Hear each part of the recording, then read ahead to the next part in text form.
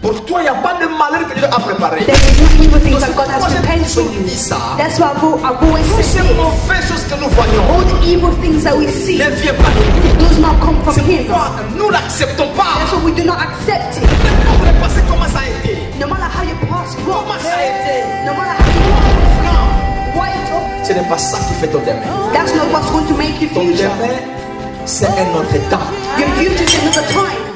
Shalom bien-aimés, je nous salue partout que vous nous suivez dans notre programme qui nous édifie, qui nous enseigne, qui nous ouvre la connaissance de la bonne nouvelle, de l'abondance de la grâce. Alors aujourd'hui, nous allons partager une question. C'est une question qu'on doit répondre, que nous allons répondre. Alors la question se trouve dans Jean chapitre 20, le verset 22. La question c'est quoi? Est-ce que les disciples avaient reçu le Saint-Esprit? Deux fois. Yeah. Parce que dans ce verset-là, nous allons comprendre comment Jésus avait soufflé sur eux et il avait dit « recevez le Saint-Esprit ». Alors, une chose que nous devons premièrement savoir, avant que je lis mon verset et je commence ma pensée sur l'explication, une chose que nous devons comprendre, c'est quoi? La Bible doit être harmonisée. Et la Bible, la façon qu'elle est écrite, elle est écrite littéralement, mais c'est ce qu'on appelle logos. Logos en grec, donc la parole qui a été écrite. Mais derrière ce qui a été écrit, il y a ce qu'on appelle la révélation, qui est le réma. Alors, parfois si nous nous limitons à ce qui est écrit littéralement, sans connaître la pensée de l'auteur, qu'est-ce que l'écrivain, l'auteur, a voulu dire par là, c'est là où nous manquons la compréhension. Parce que la raison, nous disons toujours que la Bible ne doit pas seulement être lue, mais doit être étudiée. Il y a des versets que nous devons harmoniser. Quand ce verset dit ça, qu'est-ce que cela signifie? Est-ce que réellement Jésus avait donné le Saint-Esprit aux apôtres? Laisse-moi lire ça avant que nous entrions dans notre explication. Donc, je disais Jean chapitre 20, le verset 22. Mais laisse-moi commencer à lire à partir du verset 21. Donc, le verset 21, Jésus leur dit de nouveau que la paix soit avec vous. Comme le Père m'a envoyé, moi aussi je vous envoie. Comprenons que ces paroles, ce sont des paroles que Jésus avait dit au moment où il apparaissait aux disciples après sa résurrection. Parce que nous allons comprendre une chose. De la résurrection de Jésus jusqu'à l'ascension, il y a plus ou moins, la Bible parle de 40 jours que Jésus apparaît aux disciples pour leur parler des choses qui concernaient le royaume. Alors pendant ces 40 jours qu'il apparaissait aux disciples, l'un des jours il est apparu et il commença à leur dire que moi, mon Père m'avait envoyé avec toute autorité et je fais la mission. Comme le Père m'a envoyé, j'ai fini la mission et Dieu m'a couronné, Dieu m'a donné toute autorité dans les cieux et la terre. Alors moi aussi, je vous envoie. Alors lorsqu'il avait dit ça, au verset 22, maintenant il dit, après ces paroles-là, Jean qui dit, après ces paroles, il souffla sur eux et leur dit, recevez le Saint-Esprit. Écoutez ce que Jean dit. Jean dit que Jésus avait soufflé sur les disciples et il les a donné le Saint-Esprit. Parce qu'il y a le verbe recevoir. Recevez le Saint-Esprit. Alors, c'est là maintenant nous devons comprendre que ce qui est écrit là doit être analysé, doit être étudié. Si on n'étudie pas ça, c'est là où beaucoup de gens disent que les disciples avaient reçu le Saint-Esprit deux fois, ici et au jour de la Pentecôte. Et il y a des gens qui disent que non, ici, ils ont reçu le Saint-Esprit et au jour de la Pentecôte, ils étaient baptisés du Saint-Esprit. Où est maintenant la compréhension? La compréhension est que si nous prenons ce texte ici, en disant que les disciples avaient reçu le Saint-Esprit ici, lorsque Jésus avait soufflé sur eux, maintenant pourquoi encore Jésus les a répétés dans Acte chapitre 1, d'attendre la promesse du Saint-Esprit? Si ici c'était le Saint-Esprit, pourquoi Acte 1? Parce que vous allez comprendre, après Matthieu 20, non, après Jean 20, nous allons voir Jean 21, et nous allons voir maintenant Acte 1. Donc Acte 1 c'est après. Donc après là, Jésus répète encore, laisse-moi lire ça. Je vais lire Acte 1, le verset 4 et le verset 5. Et puis je vais lire encore le verset 8. Le verset 4 dit, car il s'est trouvé avec eux. Non, comme il s'est trouvé avec eux, il leur recommanda de ne pas s'éloigner de Jérusalem, mais d'attendre la promesse du Père, dont leur dit-il, vous m'avez entendu parler. Si je peux lire, quelle est cette promesse-là? La promesse était ceci. Je ne sais pas si je dois lire verset par verset, mais laisse-moi citer les versets. S'il faut écrire, écrire. La promesse était ceci. Dans Jean 14, le verset 16, je vais expliquer encore ce verset-là. Jésus a dit, et moi je prierai le Père, et il vous donnera un autre consolateur. Là c'est au futur. Il vous donnera un autre consolateur qui sera avec vous éternellement. Le consolateur là que Jésus parlait, c'était le Saint-Esprit. Maintenant, Jean 16, là maintenant il dit encore aux disciples, il est avantageux que je m'en aille. Parce que si je ne m'en vais pas, le consolateur qui est le Saint-Esprit ne viendra pas vers vous. Quelque part dans Jean chapitre 7, encore à partir du verset 12, il leur dit les choses que je vous ai dites, vous n'allez pas les comprendre maintenant. Mais après, vous allez comprendre. Donc, il parlait que le Saint-Esprit doit venir et il va jouer le grand rôle avec aux disciples et avec les disciples. Alors, c'est là où Jésus continue avec la même promesse à leur rappeler. C'est là il dit que, comme je vous l'ai dit déjà, je vous ai dit ça que le Père vous a fait une promesse. La promesse, c'est le Saint-Esprit qui viendra en vous, qui va vous capaciter, qui va vous donner l'habilité de faire maintenant la mission que je vous envoie à le faire. Maintenant, vous ne pouvez pas faire, vous ne pouvez pas. Vous devez attendre. C'est là où il disait maintenant, le verset 5, il dit, car Jean a baptisé d'eau, mais moi, dans peu de jours, non, mais vous, dans peu de jours, vous serez baptisés du Saint-Esprit. Dans peu de jours, vous serez baptisés du Saint-Esprit. Là, je dois encore expliquer le baptême du Saint-Esprit, parce que là aussi, ça mène peut-être une confusion à certaines personnes. Écoutez, dans la Bible, il n'y a pas la confusion. On ne peut pas avoir la confusion de la Bible, parce que nous avons le Saint-Esprit qui nous éclaire.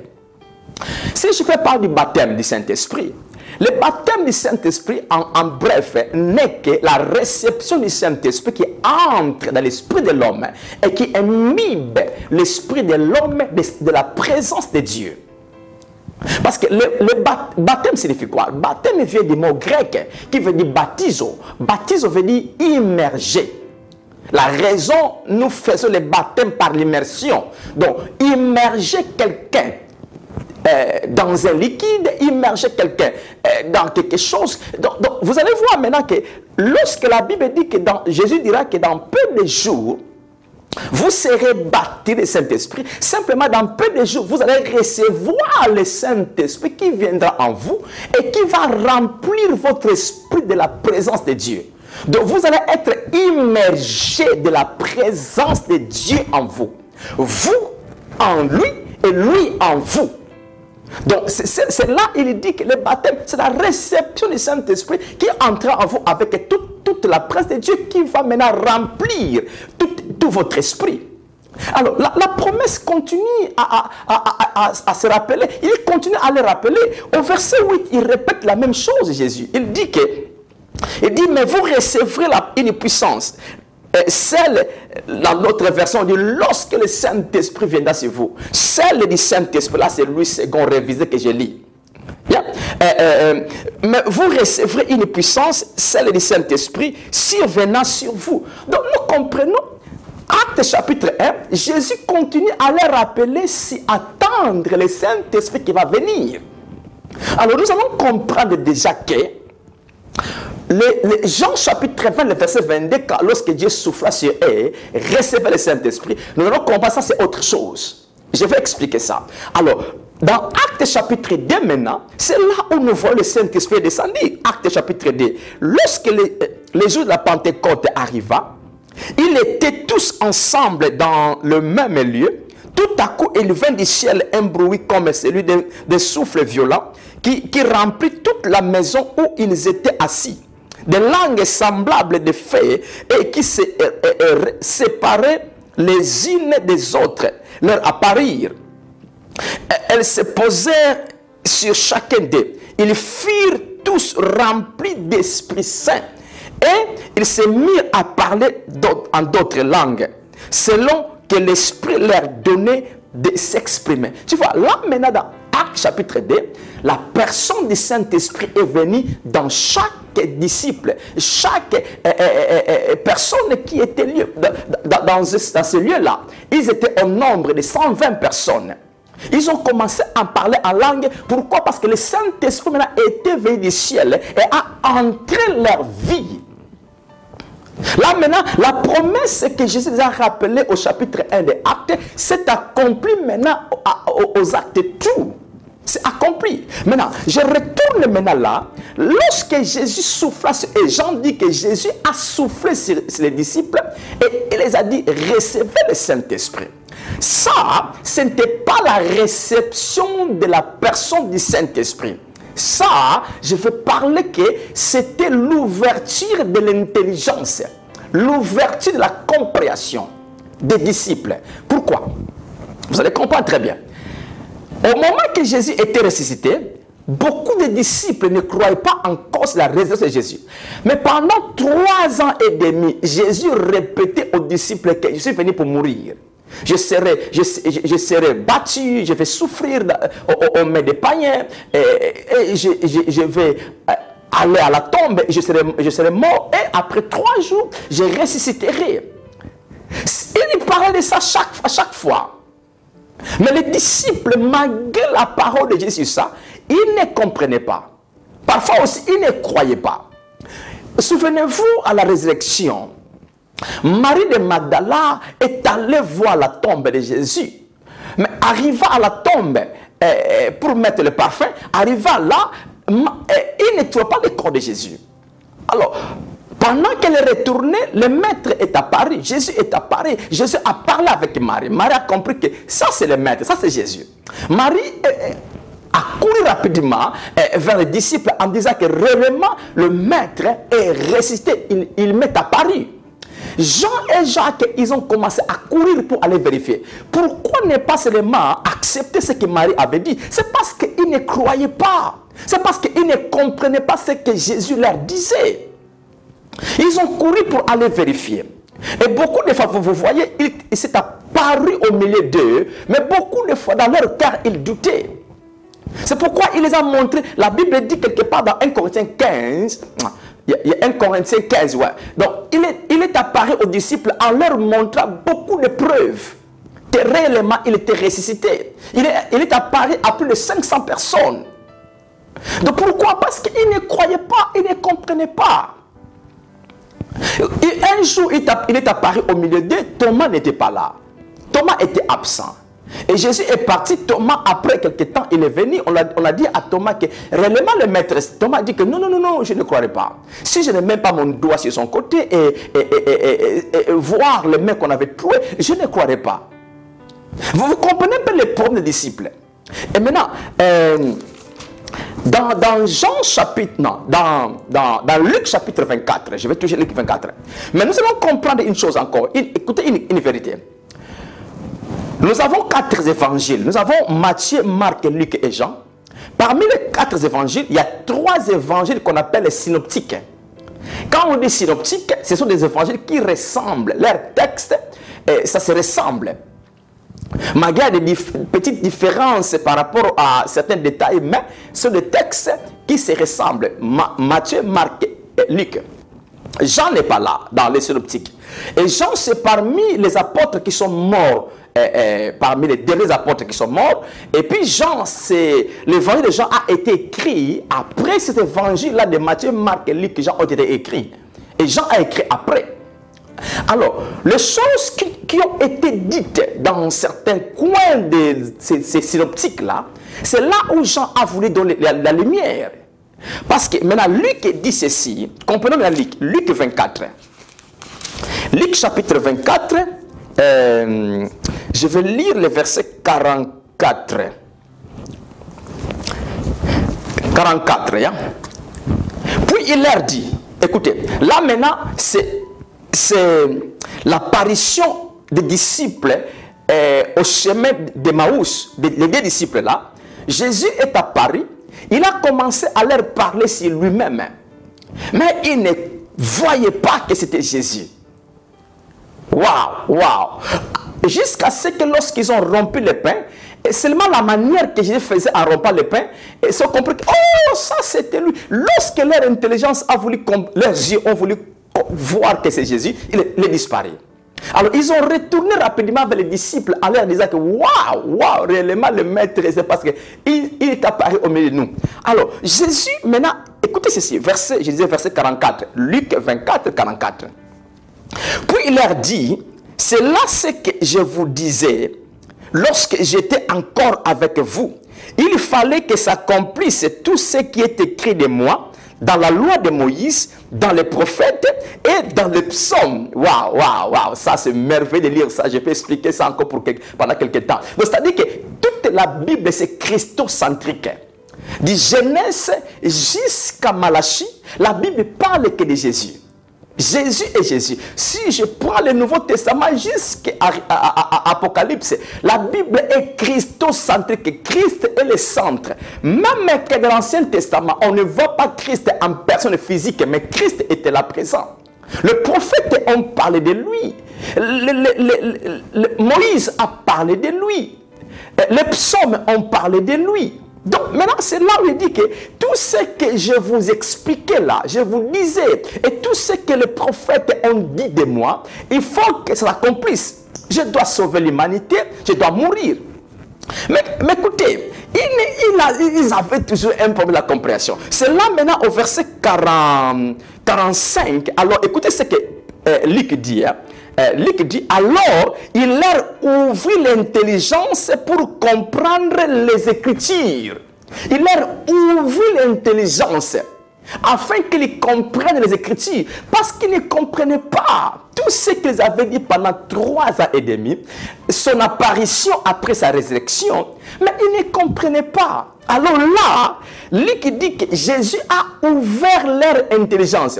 Si vous lisez Louis II, on a parlé, Jésus a ouvert leur esprit. Leurs esprits. Le mot esprit qui est là, ce n'est pas l'esprit de l'homme. Parce que le mot esprit peut être interprété différemment. Le mot esprit avec le petit e, hein, le e minuscule, peut être interprété différemment. Ça peut être l'esprit de l'homme, ça peut être l'esprit impur, ça peut être aussi la mentalité. La partie mentale peut aussi être appelée esprit. Ça dépend du contexte de la Bible que vous lisez. C'est pourquoi, si vous prenez Louis II, là, il a parlé, il ouvrit leur esprit. Mais là, maintenant, Louis II révisé qui dit qu'il a ouvert l'intelligence. Pour quelle raison? En fait, qu'ils comprennent les Écritures. Donc c'est là maintenant, Luc n'a pas précisé comment Jésus a ouvert leur intelligence. Luc n'a pas dit ça. Luc a seulement dit que Jésus a ouvert leur intelligence pour qu'ils comprennent les Écritures. C'est là maintenant Jean, le dernier à écrire les Écritures concernant Jésus. C'est là maintenant Jean a dit dans Jean 20, là on a lu Jean 20, 22. C'est là où Jean maintenant explique que Jésus avait soufflé sur eux.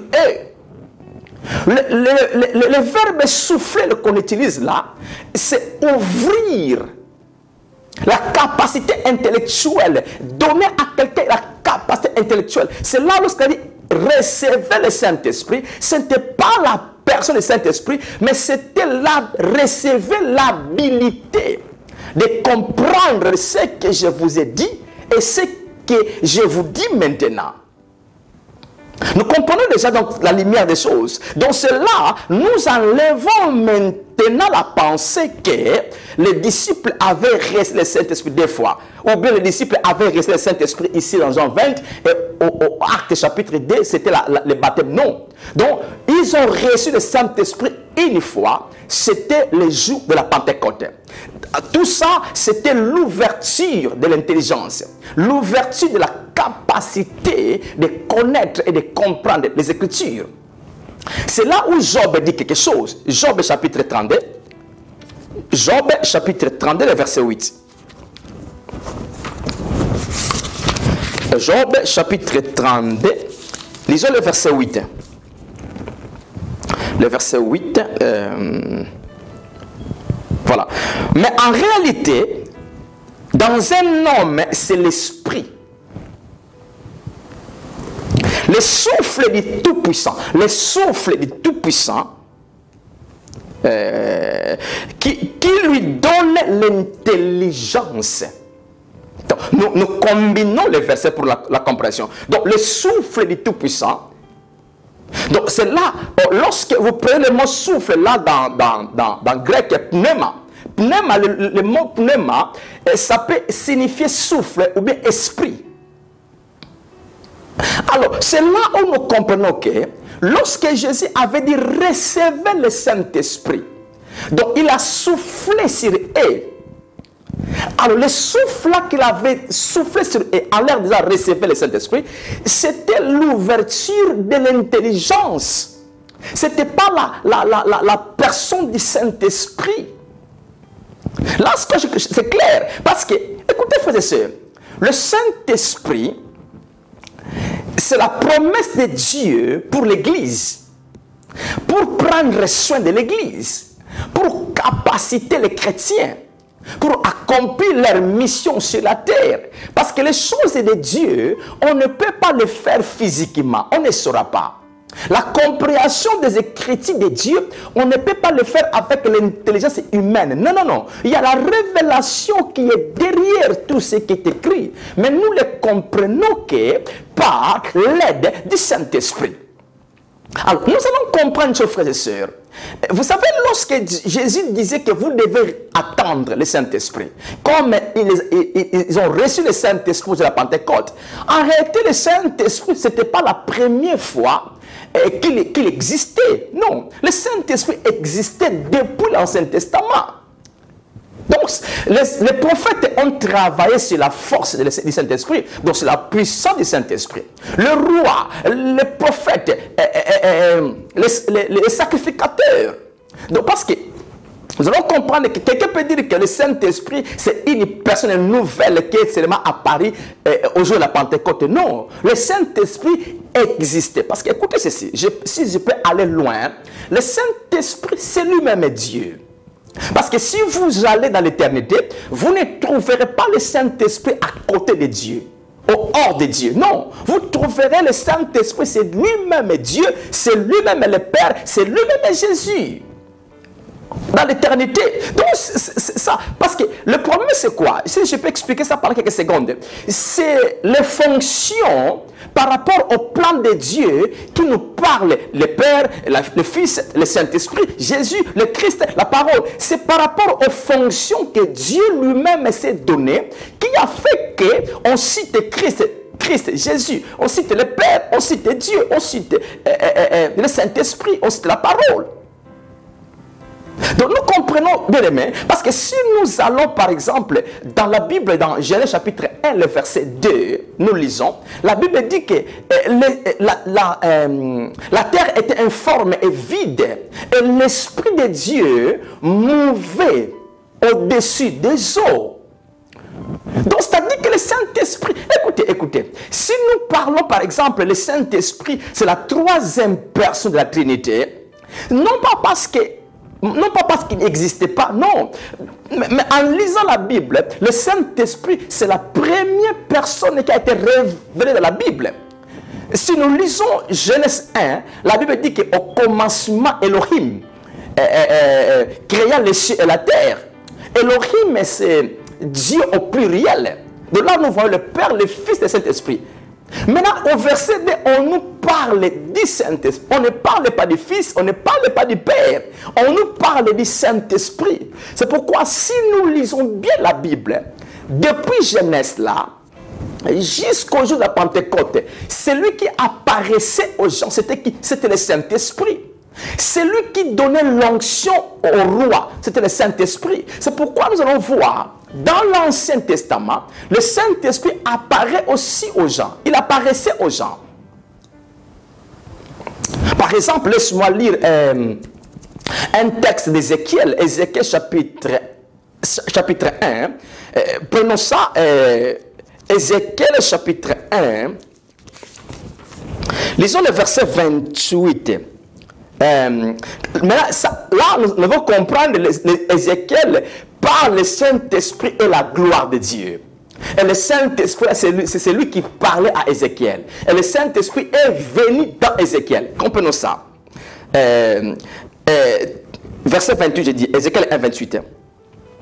Tel est l'aspect de l'arc de la personne qui le parlait, tel la personne qui le voyait, tel l'aspect de l'arc qui est dans la nuée à un jour de pluie. Tel était l'aspect de la clarté qui l'entourait. C'était une apparition de la gloire de l'Éternel. À cette vie, j'ai tombé la face contre terre et j'attendais la voix de quelqu'un qui me parlait. Il avait vu quoi? La gloire de l'Éternel. Comprenons. Il avait vu la gloire de l'Éternel qui est apparue à lui, Ézéchiel. Et il s'est prosterné devant sa face. Or, dans la Bible, surtout dans l'Ancien Testament où les anges ont beaucoup opéré, si vous voyez, l'ange est apparu par exemple, et que l'homme se prosterne, et l'ange dit, non, non, non, non, ne fais pas ça parce que moi aussi, je suis serviteur comme toi. Donc là, c'est un ange messager. C'est un ange normal. Mais lorsque la Bible parle que l'ange est apparu et que l'homme se prosterne, et l'ange ne refuse pas cette attitude-là, c'est-à-dire que cela, ce n'est pas l'ange normal, ce n'est pas le messager, c'est le Saint-Esprit, c'est Dieu lui-même qui apparaît. Alors là maintenant, Ézéchiel dit qu'il a vu la gloire de Dieu. Waouh, la gloire de Dieu. Maintenant, lisons le chapitre 2, le verset 1 à 2. Il me dit, fils de l'homme, qui parle? La gloire de Dieu est en train de parler. Parce qu'il a dit qu'il a vu la gloire de Dieu. Et au milieu là, une voix qui lui parlait. Il me dit, fils de l'homme, tiens-toi sur tes pieds et je te parlerai. Verset 2. Dès qu'il m'a adressé ces mots, l'Esprit, si vous lisez l'Esprit avec un majuscule, là c'est le Saint-Esprit, l'Esprit entra en moi, ça je dois expliquer ça, entra en moi et me fit tenir sur mes pieds et j'écoutais celui qui me parlait.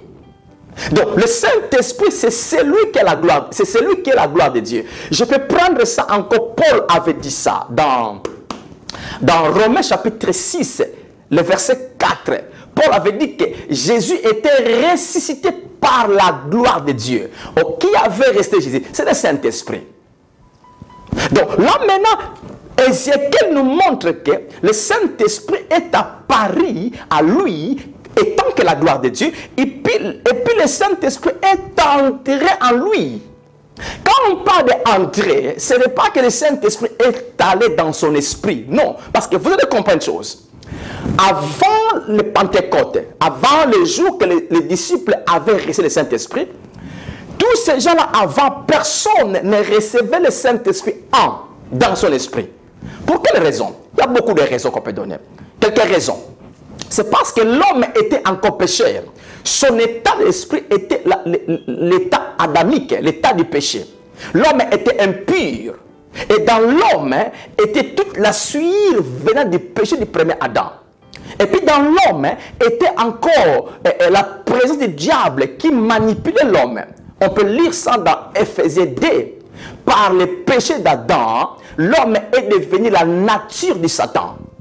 C'est là où les gens sont appelés comme enfants de Satan par la nature qu'ils avaient. Alors c'est la raison, le Saint-Esprit n'entrait pas dans l'esprit de l'homme.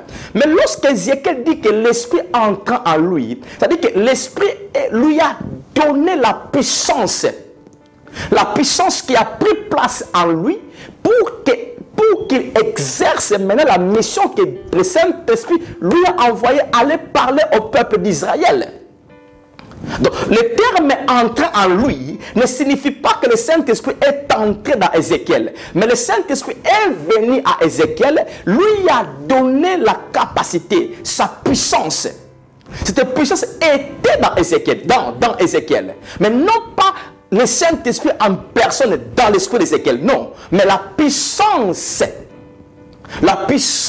du Saint-Esprit a pris place dans Ézéchiel pour exercer le ministère prophétique qu'on lui a envoyé de faire. C'est pourquoi dans l'Ancien Testament, nous allons voir que le Saint-Esprit s'est manifesté aux gens. La puissance du Saint-Esprit venait à certaines personnes. Par exemple, il y avait l'onction qu'on appelle l'onction royale. Donc le Saint-Esprit donnait l'habilité, sa puissance au roi pour qu'il exerce la fonction royale. Et le Saint-Esprit aussi apparaissait, s'est manifesté, donnait la puissance aux prophètes pour exercer le ministère prophétique. La même chose aux sacrificateurs. Le Saint-Esprit s'est manifesté et donné sa puissance aux sacrificateurs pour exercer le ministère sacerdotal.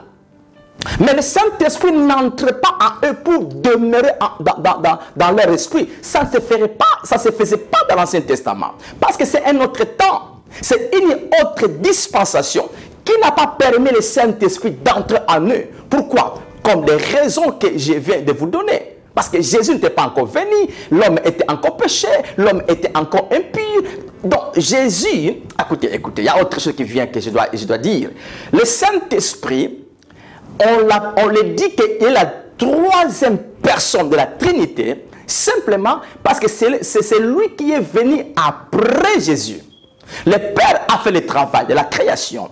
Jésus est venu faire le travail de la rédemption pour sauver l'humanité. Et maintenant, le Saint-Esprit, c'est celui qui est venu à la troisième position pour venir maintenant prendre soin de l'Église et convaincre le monde pour accepter Jésus. Vous comprenez? C'est pourquoi le Saint-Esprit est là pour l'Église, dans l'Église. Donc quand je parle de l'Église, je vois les chrétiens. Donc dans les chrétiens et pour les chrétiens. Alors là, nous comprenons déjà, bien aimés, que le Saint-Esprit était présent dans tout l'Ancien Testament. Il était présent. Il s'est manifesté. Et quelque part, il s'est manifesté à Josué.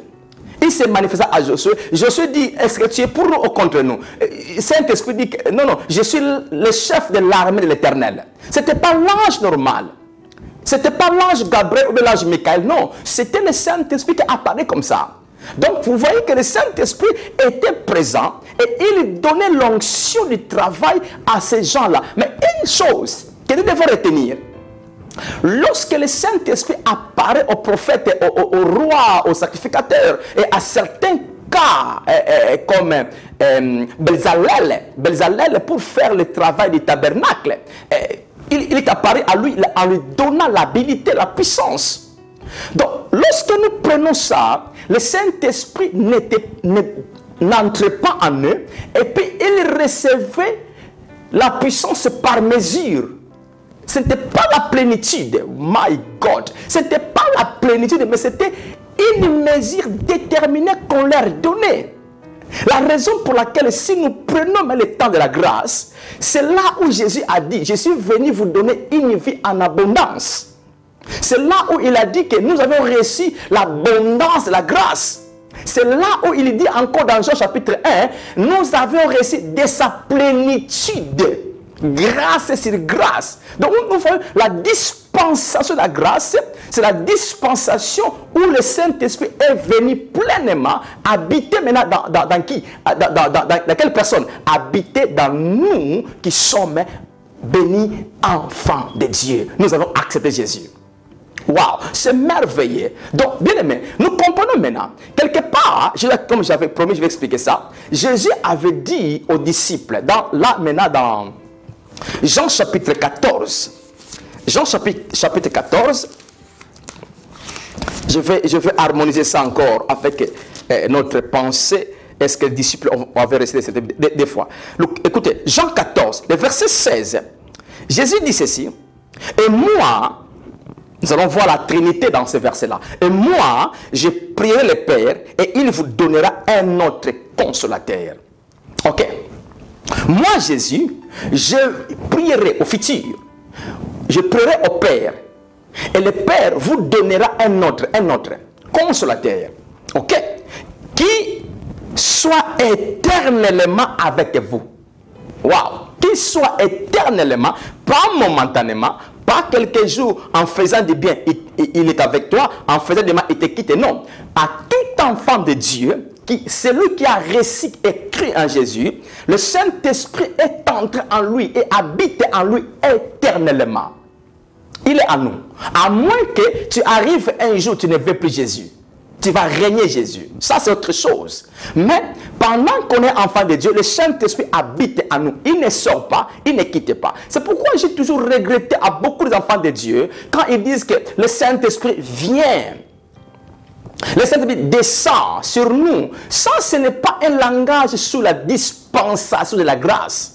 Parce que sous notre dispensation, le Saint-Esprit est déjà venu depuis le jour de la Pentecôte au premier disciple. Et tout celui qui croit en Jésus, après cela, le Saint-Esprit entre en lui, fait de lui sa demeure.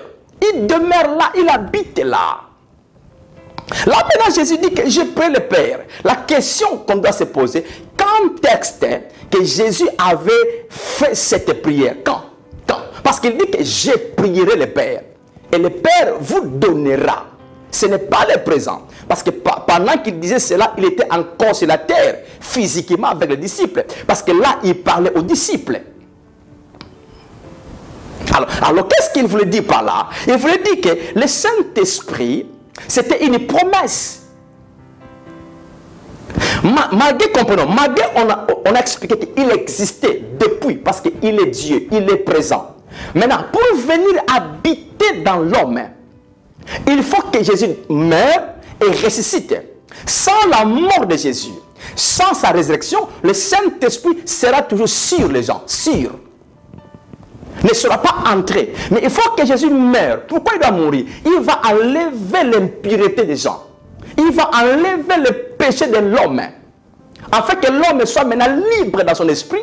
Et cela maintenant l'homme fera l'homme d'être pur par le sang qui va couler à la croix de Golgotha. Et le Saint-Esprit prendra place en lui. C'est là maintenant, Jésus dit que moi j'ai prié le Père et il vous donnera un autre. Le mot autre qui est là, si nous allons le texte original en grec, c'est le mot allos. Ce n'est pas le mot hétéros. Parce que le mot autre en grec a deux mots. Allos et hétéros. Mais là, on n'a pas utilisé hétéros. On a parlé allos.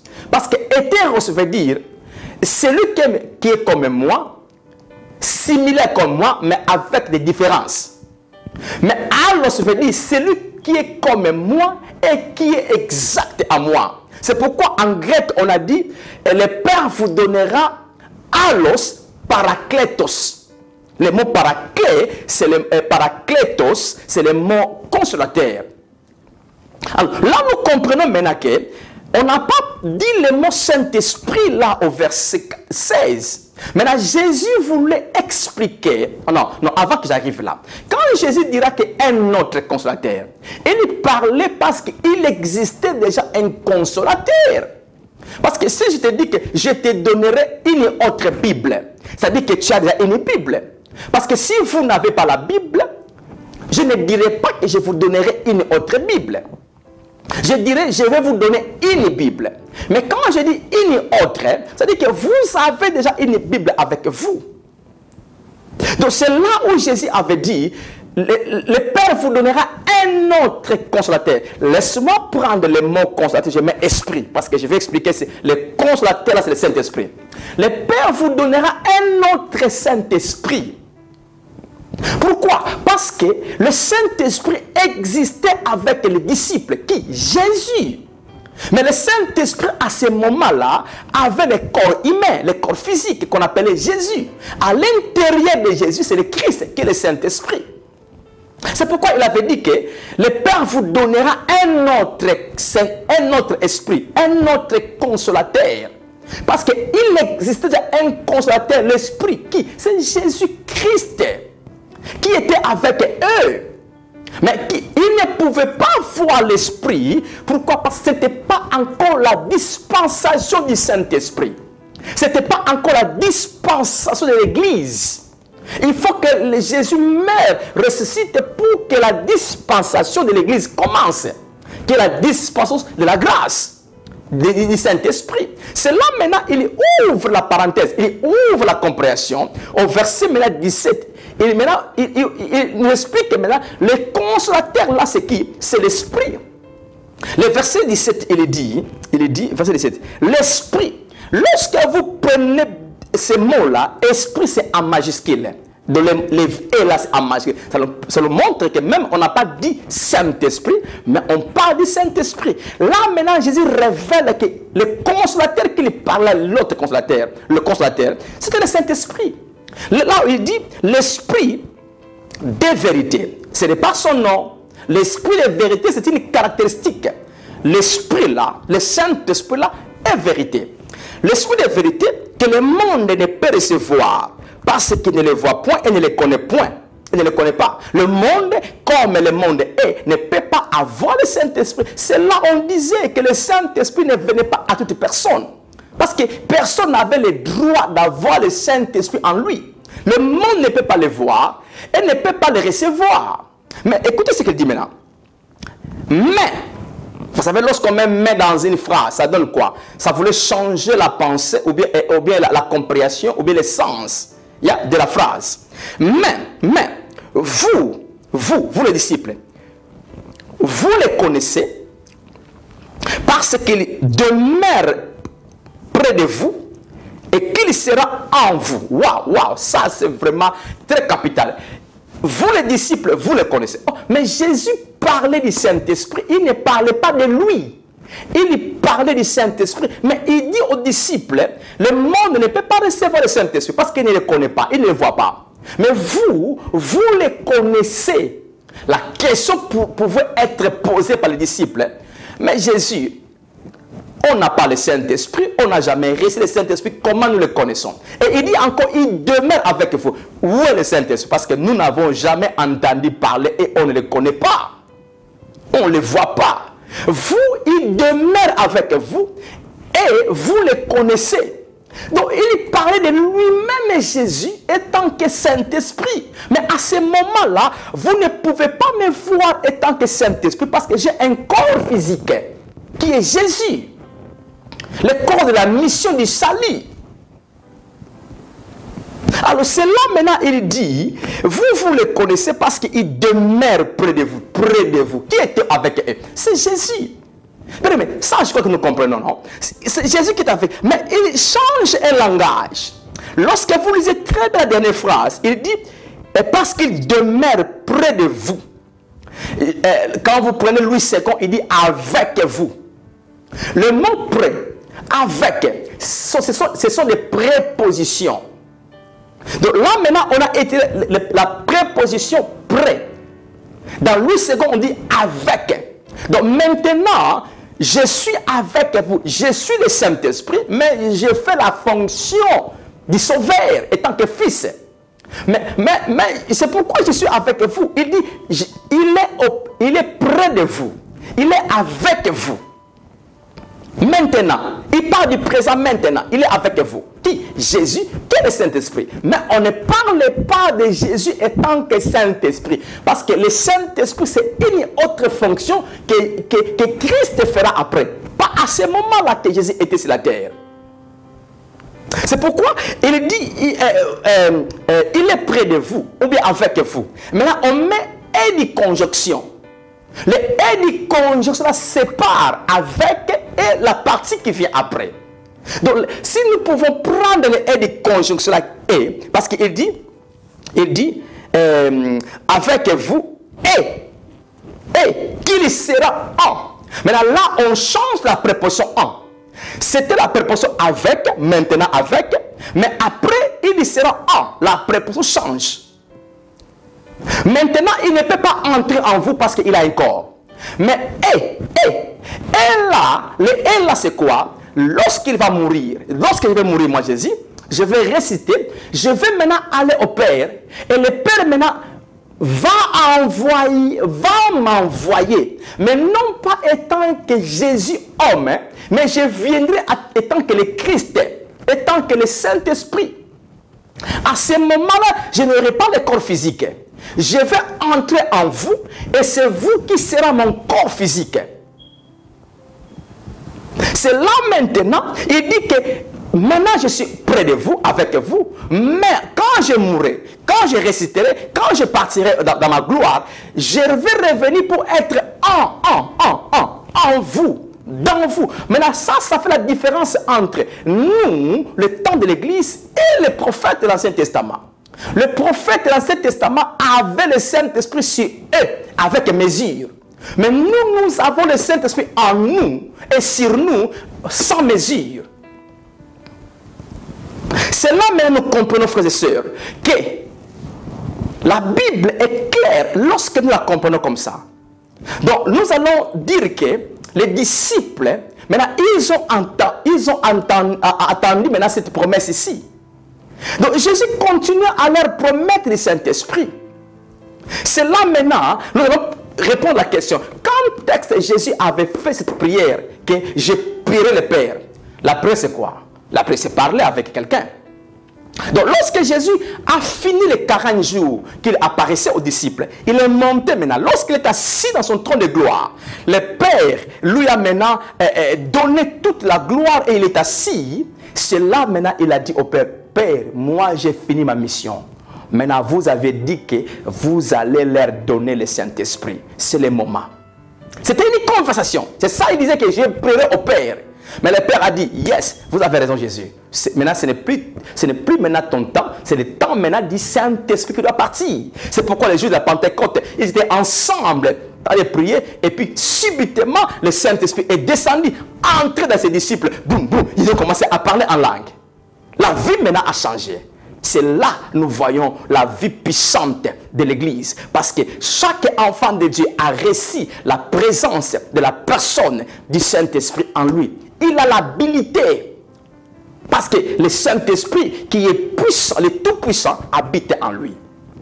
Donc, bien aimé, je crois qu'on s'est compris jusqu'à là. Je vais m'arrêter par là pour ne pas aller trop loin, parce qu'il y a trop de choses à dire par rapport à tous ces points-ci. Mais laisse-moi m'arrêter là. Je crois que quelqu'un a été béni. Quelqu'un a compris. Quelqu'un a saisi un message. Quelqu'un a été ouvert de l'intelligence et de la compréhension sur ce point qu'on a partagé. Un grand merci. Que Dieu vous bénisse et on va encore être béni par un autre message prochainement. Merci beaucoup. Au revoir. Bien-aimés, nous sommes certains que vous avez été bénis par ce message et nous vous disons merci de tout cœur pour votre connexion à l'émission La Vie en Abondance. Nous vous invitons à vous joindre à nous chaque jeudi de 18h à 20h et chaque dimanche 11h à 13h30. Si vous avez besoin de la prière, n'hésitez pas de nous joindre à cette adresse 75 King Street, Dudley, DY2 8 QP. I worship you.